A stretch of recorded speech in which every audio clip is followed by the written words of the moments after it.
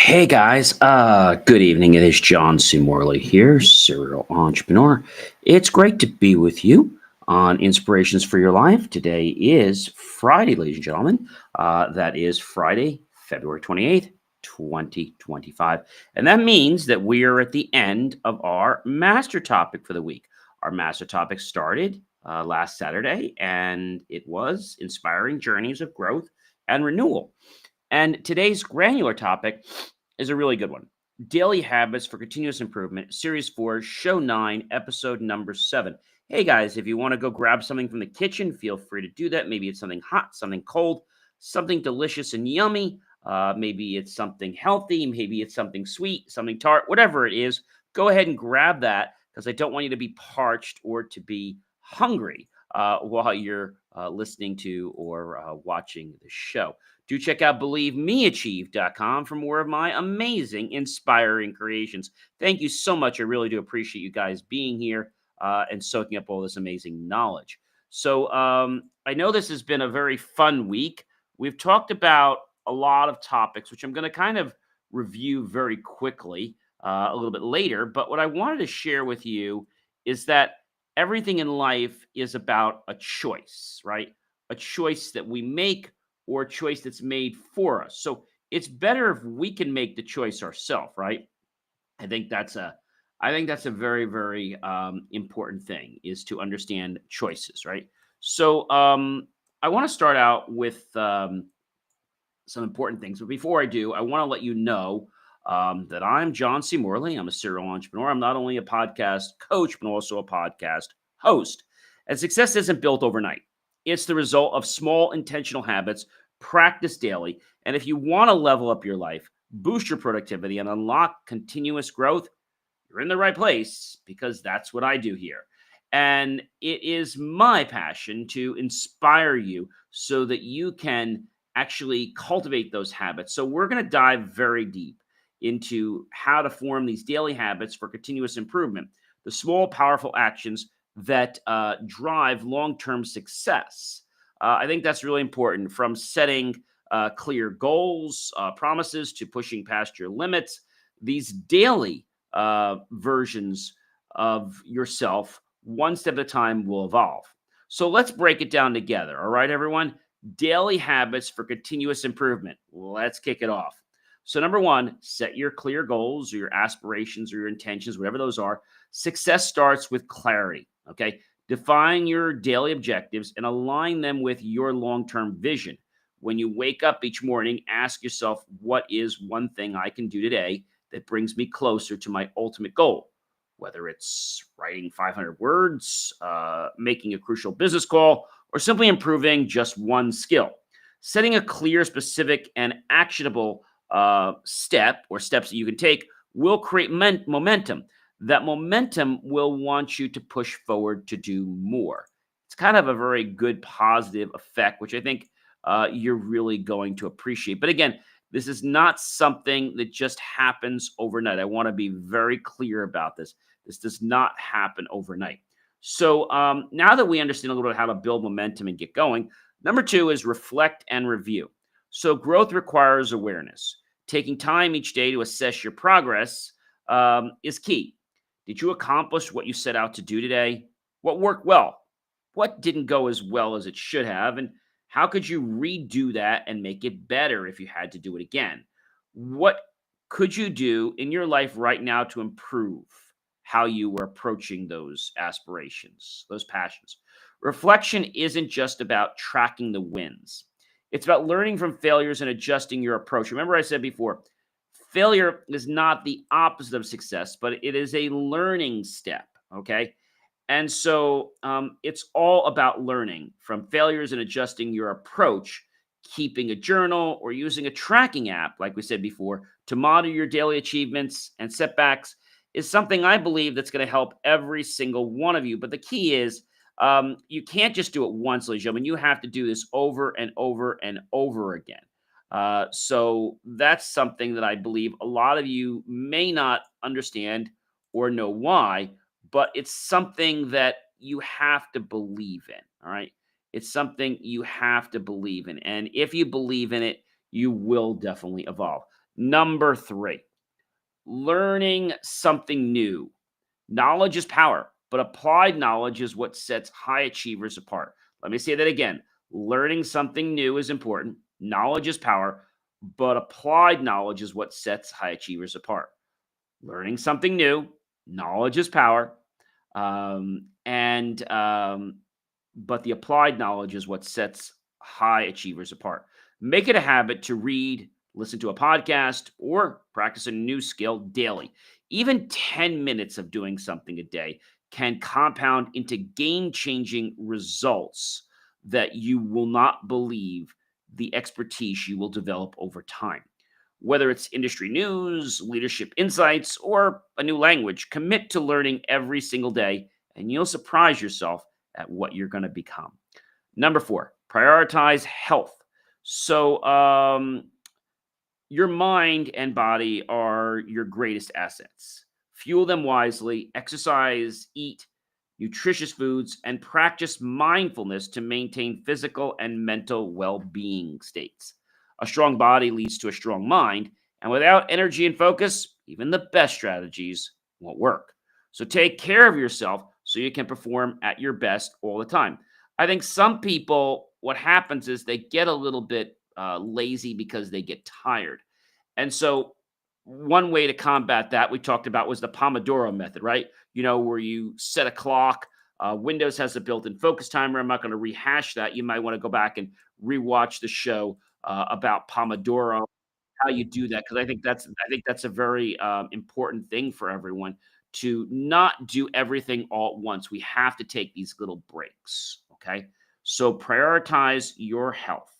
This is really, really important. Um, and so when we understand that your mind and body are your greatest assets, you become a winner. A strong body leads to a strong mind. And without energy and focus, even the best strategies won't work. So we have to take care of yourself. And so this is things like making sure you get enough rest, making sure you don't do things that would harm or hurt your body, either intentionally or non intentionally. And I think as we embrace the concept of health, we want to be healthy. I'm not saying you need to be a hypochondriac because that's ridiculous.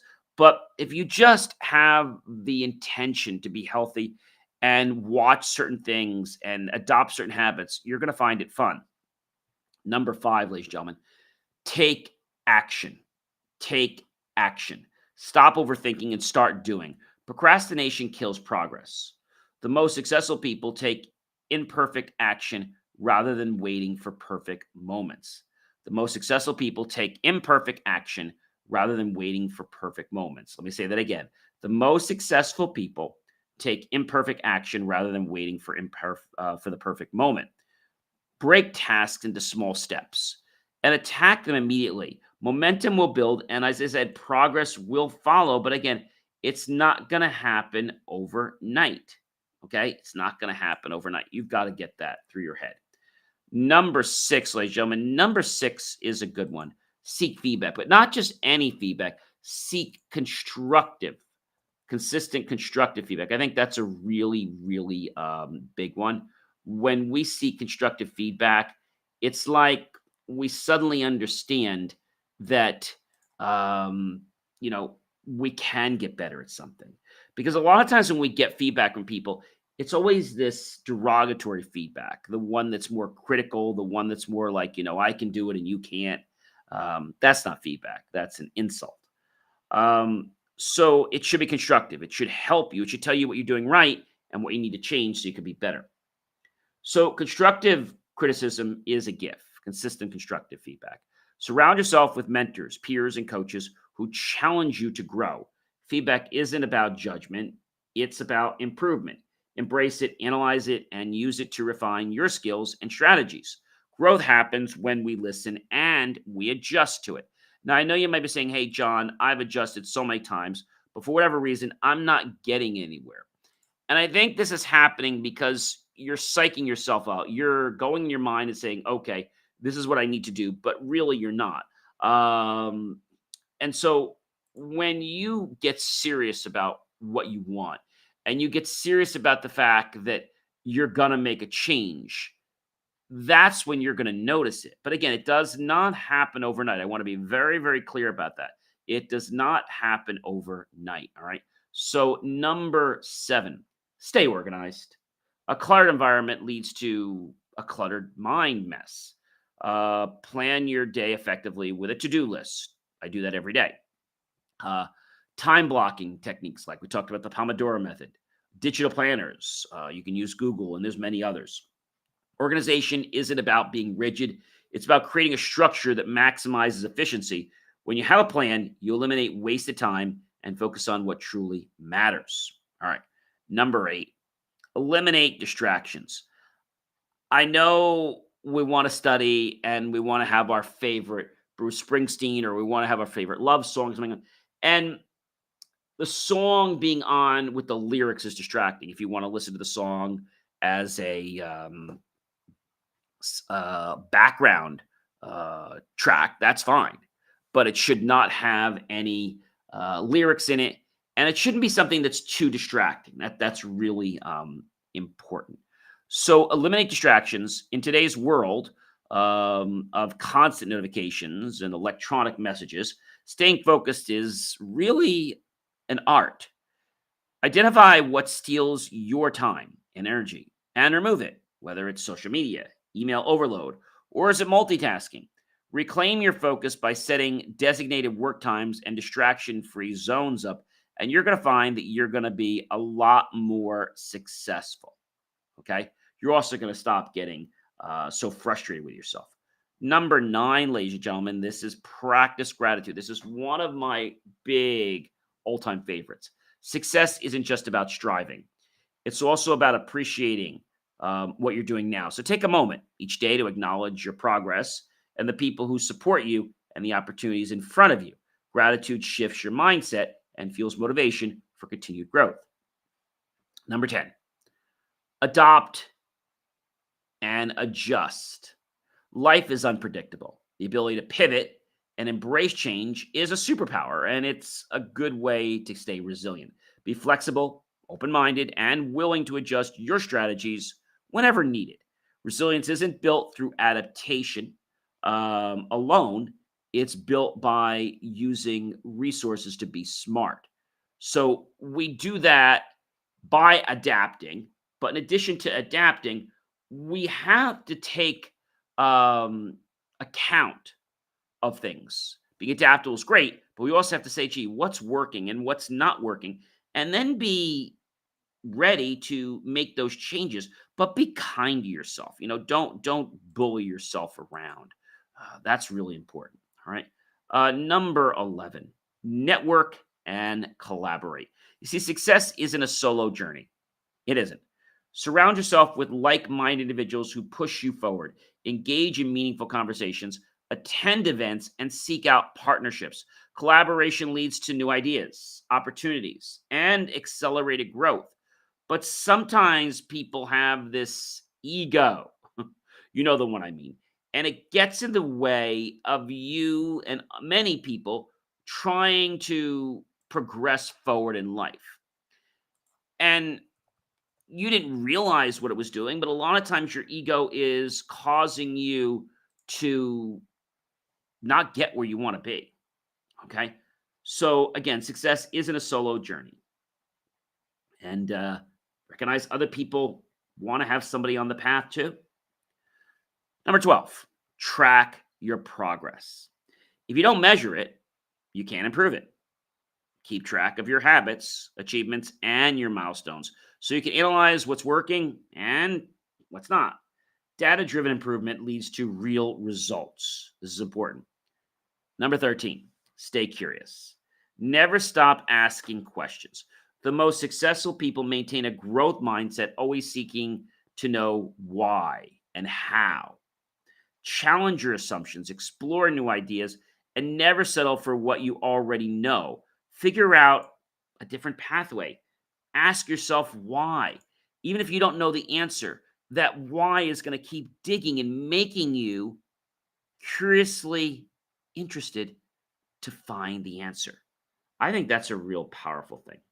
Number 14, guys, and that is push your limits. So growth happens outside your comfort zone. I've said this before. We have to practice getting comfortable being uncomfortable. We have to practice getting comfortable being uncomfortable. We have to practice getting comfortable being uncomfortable. All right, that's important. Growth happens outside your comfort zone, whether it's taking on a tough challenge, learning a complex skill, or stepping into a leadership role. Pushing your limits builds confidence and capability. So success isn't just about waiting, it's just beyond your comfort zone. So when we think about this, I think a lot of people get a little bit taught into which way they need to go. So that's important. And so we learned a lot this week, right? We talked about a lot of points this week, but just to kind of recap a little bit on these points, because I know we went into so many of them, it was not even funny. So, one thing we talked about this week is the power of transformation. We talked about lessons from life's turning points.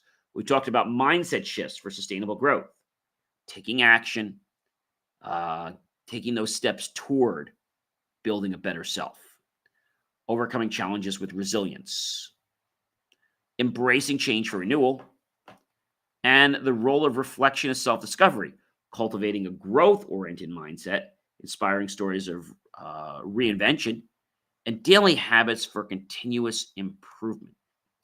And so when we think or we brainstorm, it's like, oh my gosh, like I don't know what I'm supposed to do. We get overwhelmed. I don't think that's our plan, but somehow we do find ourselves overwhelmed. And if we're overwhelmed, we a lot of times don't know how to move forward, right? We just don't know how to move forward. And if we don't know how to move forward, then we're really going to frustrate ourselves. So we have to be clear about what we want, right? You want a new car? Great. What kind of car do you want? When do you want the new car? Okay.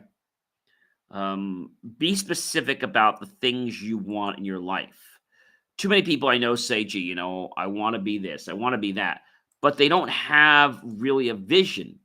It sounds nice to do what they want, right? But it's not actually going to do what they want, unfortunately, because they're not clear enough to what it is they really, truly want. So that's a big problem for a lot of people. We know that if we reflect and we become accountable and we are able to change things based on our own internal reflection, we don't have to share it with anybody else. And we know it's important to keep learning, right? We have to keep learning. Learning is a magic bullet that gets us to feel purpose every single time.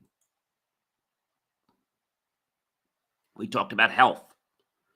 A lot of people, they run around the court or they're always behind the eight ball or they're burning the candle at two ends. Does this happen once in a while? Yeah, it can happen once in a while. But the key is not to make this a lifestyle. That's probably the most important thing that I can share with you. I mean, one of the most important things that I think everyone needs to know is they have to take care of their body physically, mentally, emotionally, and spiritually. I know that's an awful, awful lot. So the next thing we talked about was taking action. So many people I talk to want to take action, but for whatever reason, they don't take the action. And I think the reason they don't take the action is because they are scared. They don't know what it means to take an action. Or maybe they feel that everyone else around them keeps failing, so they're going to fail. That's a bad attitude. Feedback, whether it's at a job, whether it's with a client, whether it's with your own family, or whether it's with a relationship. I think one of the biggest keys is knowing that we want the feedback, but we don't want feedback that's going to put us down. We want consistent, constructive feedback. Let me say that again. Consistent, constructive feedback. That's feedback that's going to help me.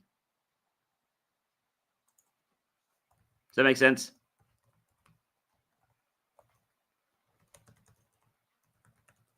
Hopefully it does. And so when you understand that, you're like, oh my gosh, that's great. Um, I think a lot of times people have gotten bad feedback. So, what are some examples of people giving, let's say, bad feedback? And I know this sounds like a very weird question to ask. Things like, it could be things like, it could be just very non-descriptive feedback. Feedback that's talking about the fact that you're not good at it and you don't even like tell a person what they're doing right. Maybe you're walking into a meeting and several of the people or your boss talks about a mistake you made in front of your whole team. That makes you feel so low, like scum.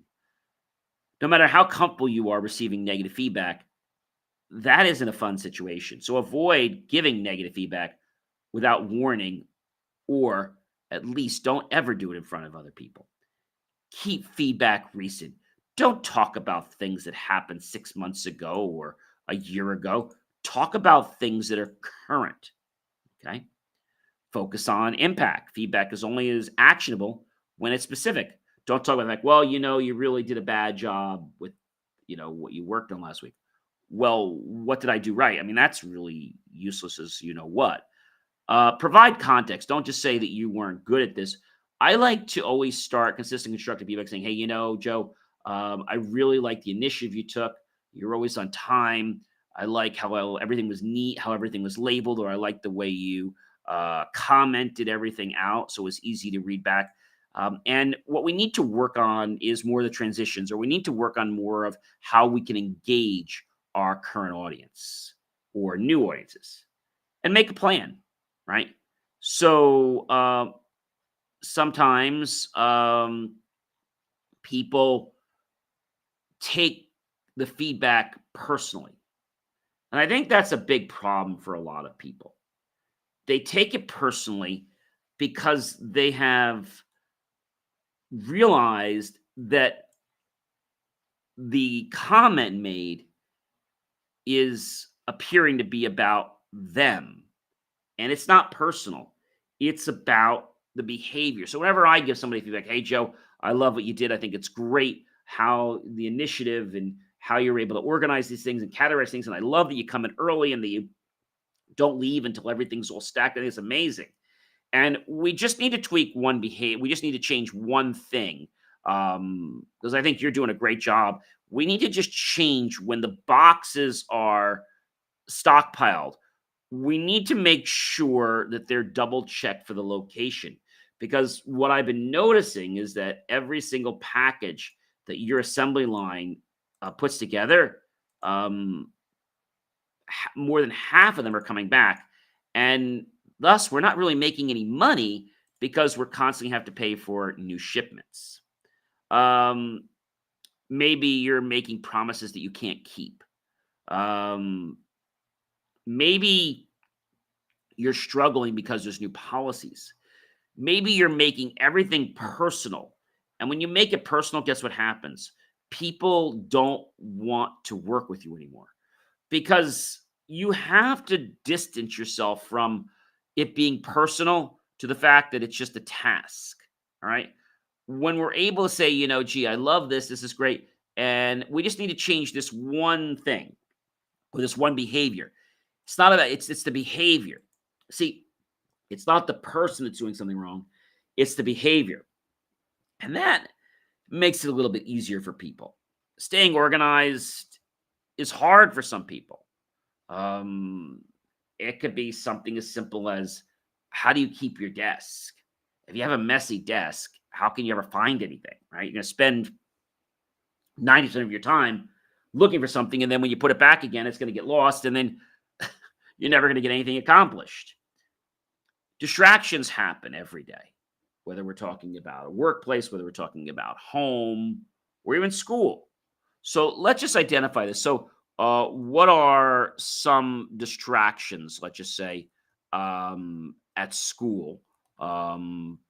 when you are trying to learn. Let's go from that caveat. Um, so there are some phones, computers, friends, and even your own thoughts. Like, what are we doing tonight for dinner? What are we going to do this weekend? Let's stay focused in hand. In college, distractions can be even more abundant than in high school because there are so many new opportunities and experiences available. Um, in distractions, we get digital distractions. Like I said, smartphones, tablets, computers, social media, noise, background noise, other conversations, music, or television can disrupt concentration. Some of the major distractions that we found are things like people eating food or chewing gum during studying, being tardy, constantly interrupting others. Maybe your whole thing might even be the way you dress or other people dress. And this might be distracting you because you're just so focused on that. Distractions are going to happen and we have to manage them. Okay. We can engage in self talk. Of course, we can pick a better setting to study in. Um, and you can seek help. We can do meditations, mindful meditations, and stuff like that. But I think it's got to come down to the fact that we want to get rid of distractions. There are many homework distractions, right? I know when I was in grammar school, I would have my place where I'm going to study, but some of my friends would spend like hours trying to find the right place to study. And that's just going to waste a lot of time. If you have a big project, don't get overwhelmed because it's a big project. Just tell yourself, hey, I'm going to chunk it. I'm going to do it in small little fragments. Okay. Your study routine doesn't have to be uh, monotonous and it doesn't have to be exactly the same way. Be a little flexible with your schedule, but make sure that you're still getting the time that you need. Maybe you can't focus. Sometimes an outside force can be very motivating. If you're stuck, maybe an online tutor can help you.